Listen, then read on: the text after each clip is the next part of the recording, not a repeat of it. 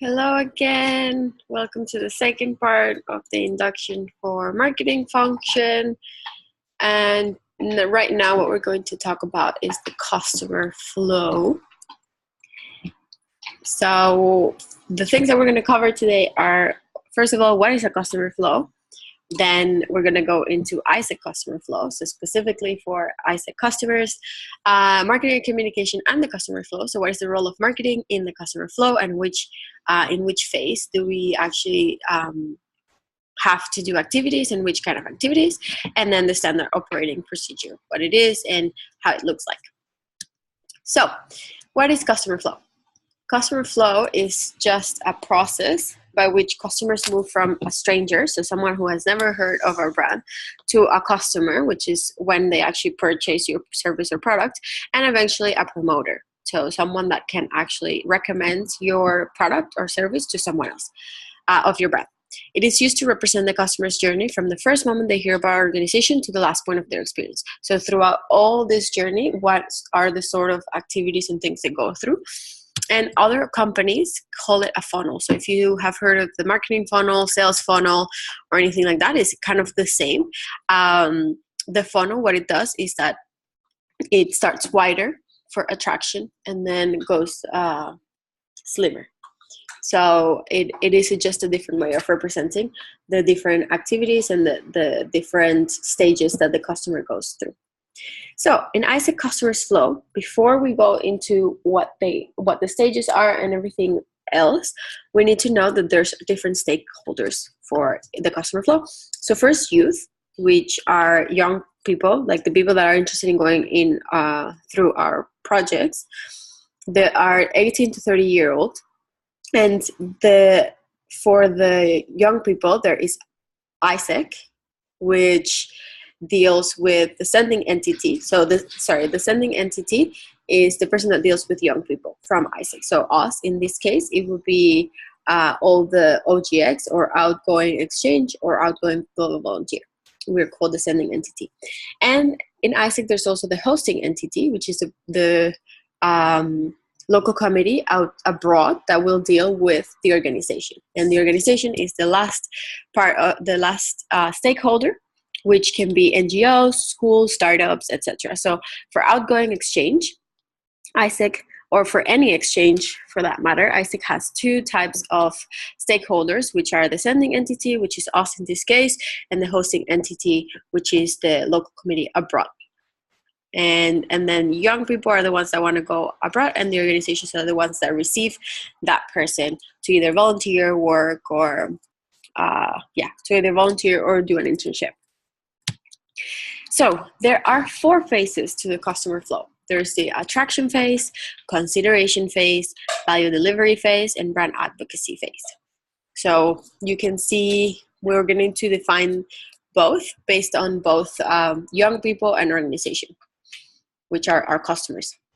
So attraction phase is when a young person or organization is attracted to a brand or a product. They are curious and want to know more information.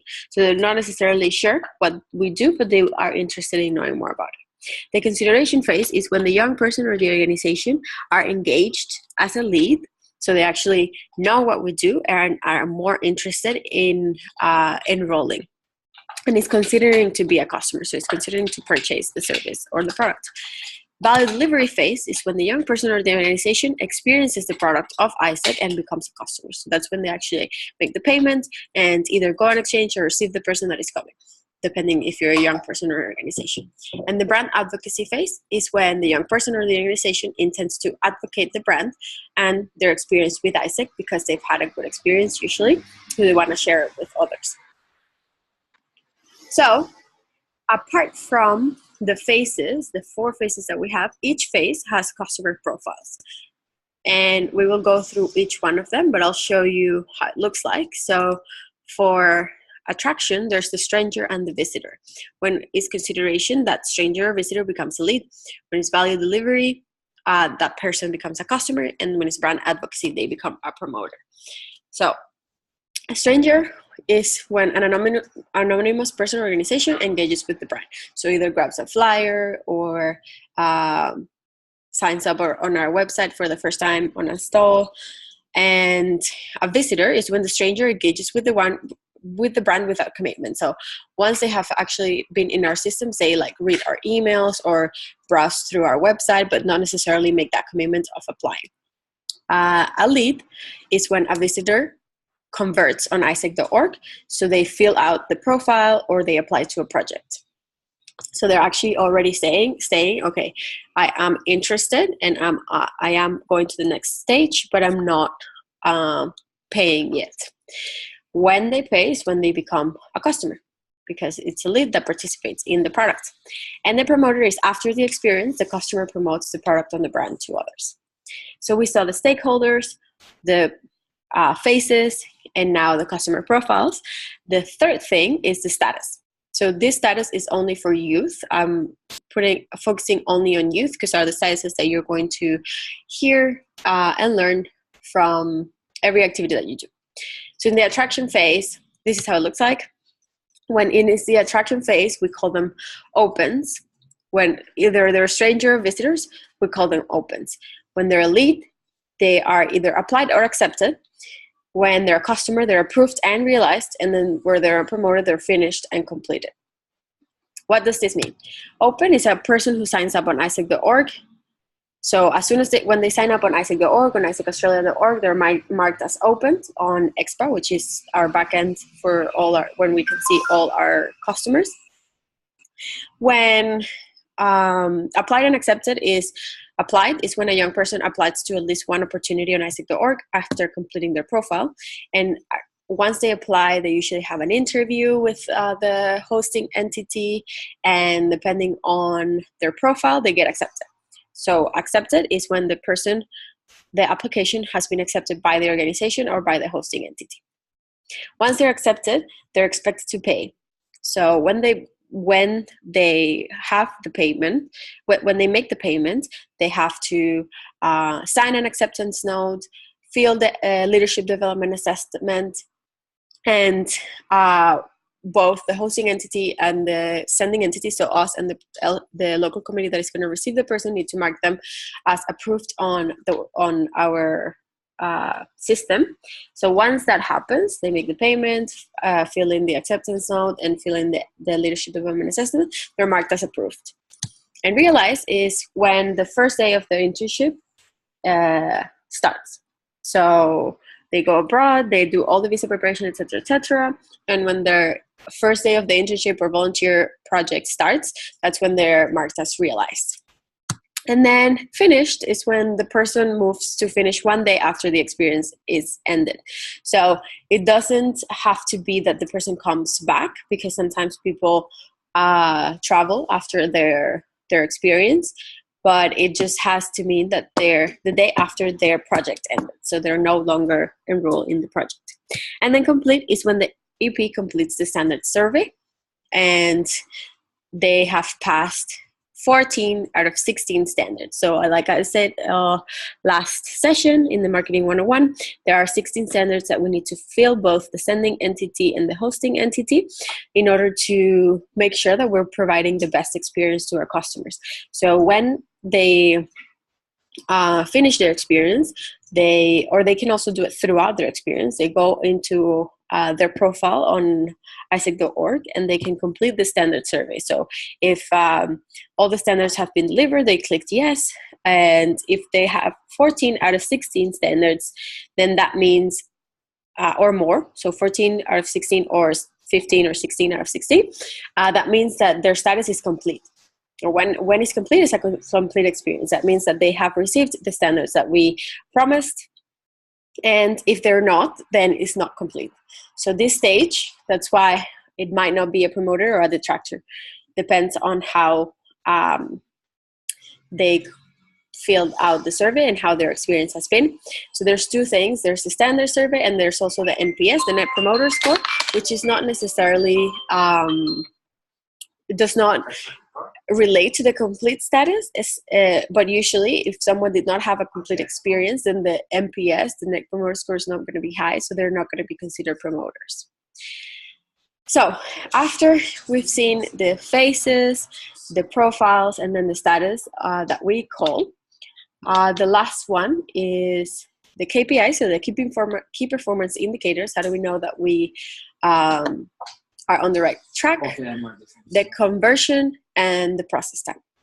So conversion is from one stage to another stage, the percentage of people that actually move down the process, and process time is the amount of time that it takes from one stage to the other.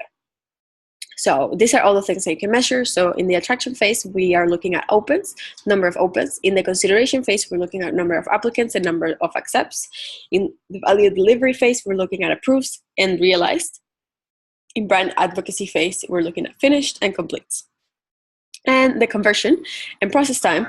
So from open to applicant, from each one, we look at conversion rate and process time. However, from open to applicant, it's a little bit hard to track process time because our systems currently don't track it. But what we track is conversion from open to applicant, from applicant to accept, accept to approve, approve to realize, and so on and so on. And process time from applicant to approve, and then accept to approve, and that way we can take the applicant to accept and accept to approve process times by doing a quick math. And we also track the process time from approved to realized, although it's not something that we have a specific number for, because a person can be approved, can pay like 4 months before their experience starts, and that doesn't necessarily mean that it's a bad thing. So for the rest, we do have measurements of and certain targets that we want to hit that I will explain later on. So this is how it looks like for each person in the customer flow. So you have youth, so you have their behaviors for each stage. The home entity, so this is us, the hosting entity, and then the organization, what they do in each stage. So I know you must be thinking like, what? This is so much information. How am I ever going to memorize all this? And honestly, you don't need to memorize it. It's quite straightforward. But the thing that we need to focus on ourselves is actually this part. So only the home entity or the sending entity, because that's us that we're trying to attract people to go abroad. And I will explain to you right now what is our role in the customer flow. So all the stages that you saw, I'll explain to you what we do in each stage as marketing.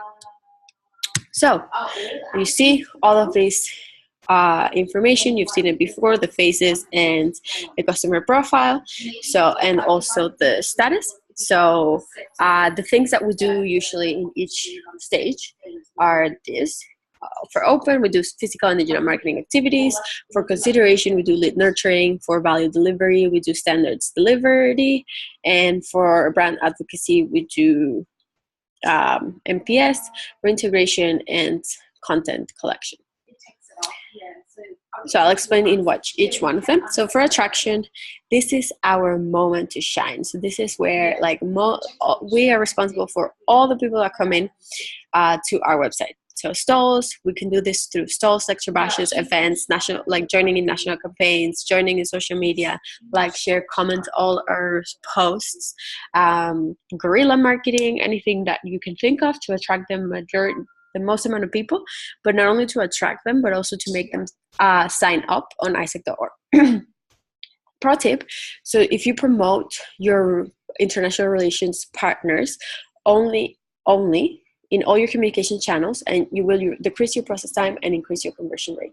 What does this mean? So if, let's say that in AIESEC we actually form partnerships with people abroad. So let's say that Indonesia, for example, is one of the entities that we have partnership with, and let's say that as a local committee, I decide to partner with Bandung, which is an LC in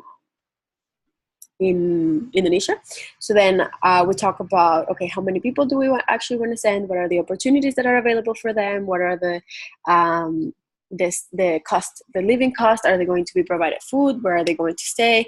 What sort of activities they're going to be doing? So that we arrange, well, the two VPs, or maybe they have a person in charge of international relations. They talk about this and they make sure that they communicate it back to their entities so they can expect this amount of people coming, and we can plan to send this amount of people. So what helps with this is that by promoting only these opportunities, because usually people, when they enroll in our programs or they're interested in our products, they're not necessarily know what they want to do. So if you show them right away that project that you have, and you know that there's going to be people expecting for them, that they're going to be interviewed very fast, that the delivery is good, like the experience is going to be good, so then you can make sure that all the people that apply there are most likely to get accepted. So that way you get more focused, you make sure that your experiences are good, you decrease process time because the other entity is expecting this, and you increase your conversion rate because you know that the people that are applying, because you're very specific, they know what to expect from the beginning.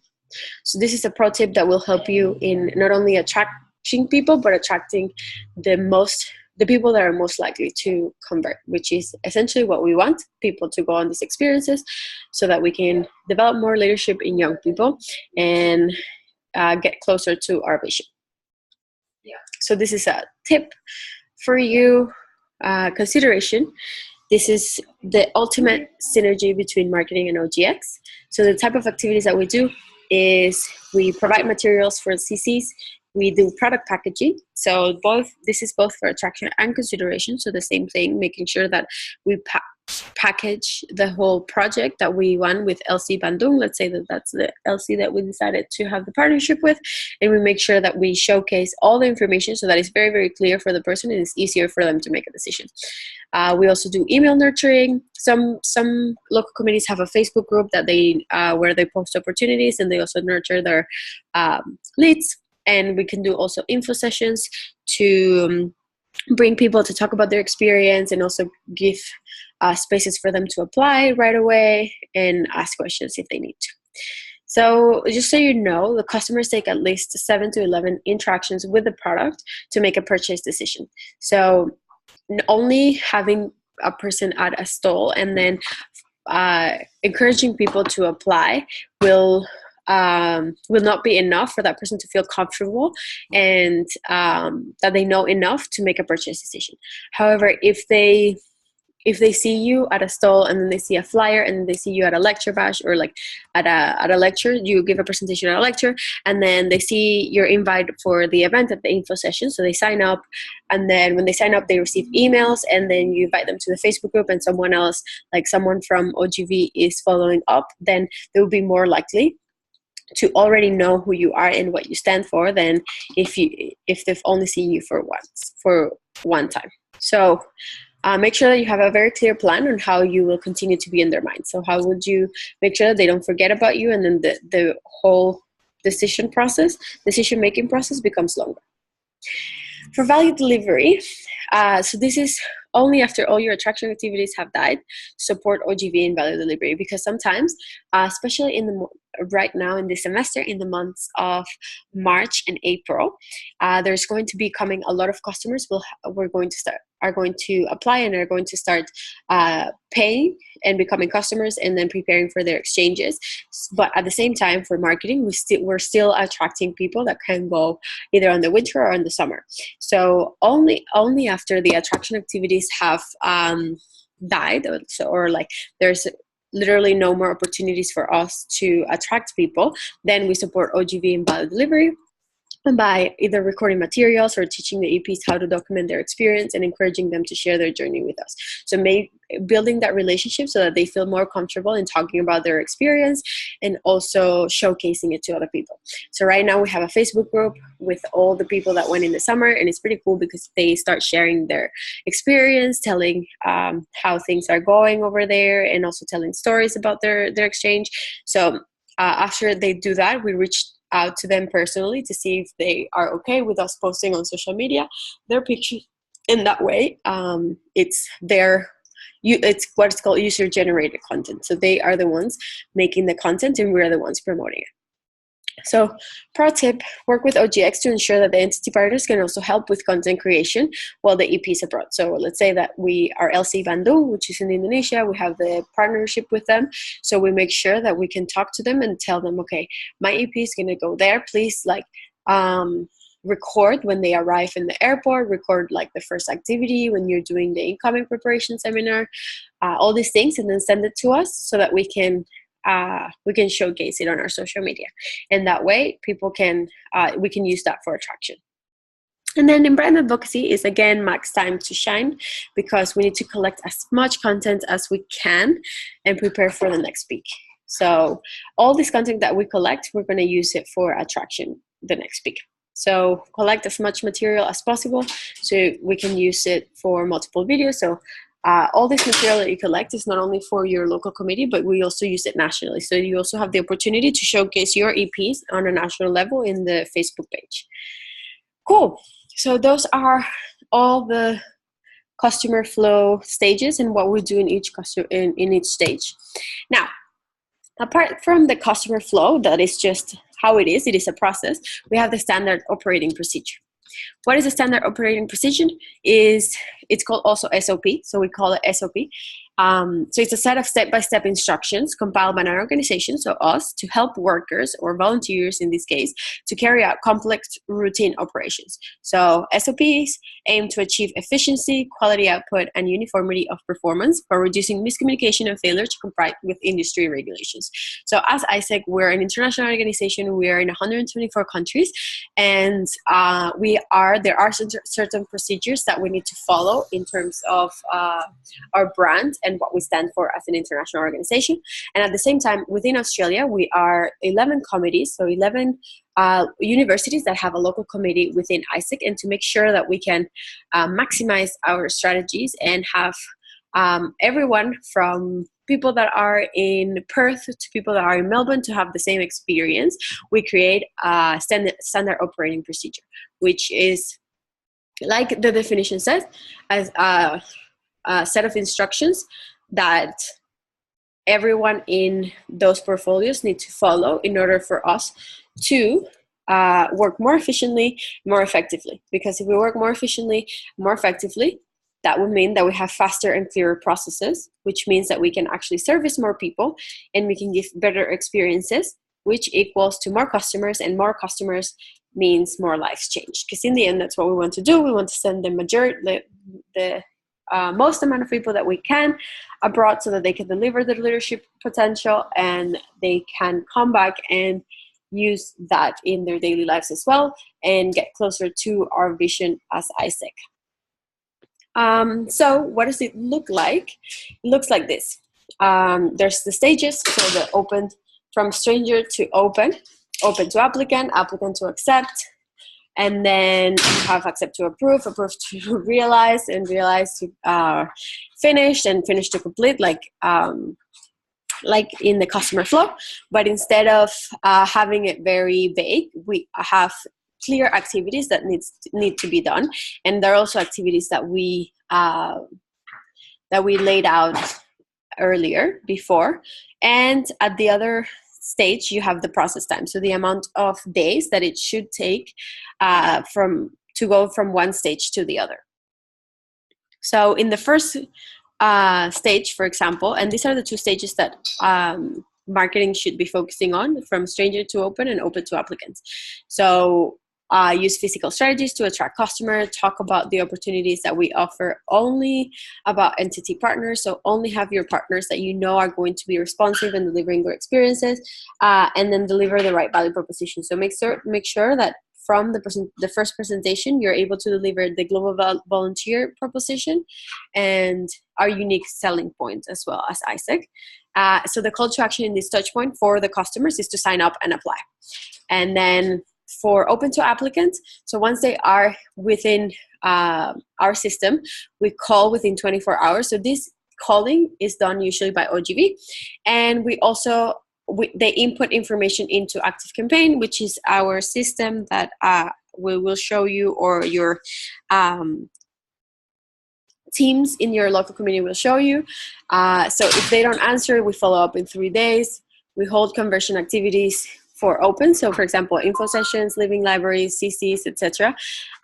We customize the email newsletter, so we have a newsletter that we send every week, and we can put the information that is relevant to the local committee or that is relevant to that person. And then we aligned our message with our attraction message. So making sure that what we said during that stall when the person signed up is the same thing that we're saying during our conversations with them, either over the phone or a meeting. And then the call to action in this point is to apply. And then ideally, one person will go from open to applicant, like from open to apply in 7 days, and from apply to accepted as well. At the same time, like I said, it's very hard to measure this because our system doesn't currently measure it. But yeah, it's a measure for us to know how fast we need to be working in our processes. And these are the rest of the stages, from accept to approve to realize to finish to complete, and then after complete. But these are things that OGV takes care of. So this is our SOP, or standard operating procedure. And within your LCs, you might have more information about, for example, the stalls, like what are the things that they have in the stalls. Some of them have specific pitches for the stalls and stuff like that. And then obviously your entity partners, your LC partners, which should be the same as the national partners.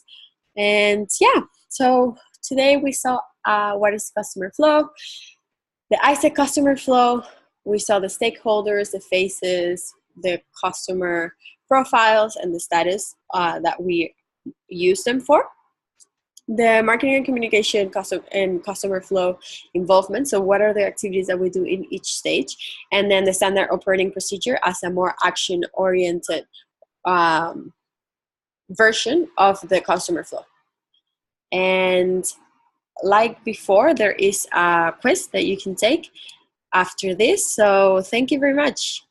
And I hope the rest of the training can also come from the VPs or the people in your local committee. And hope to see you soon or interact with you soon. Best of luck.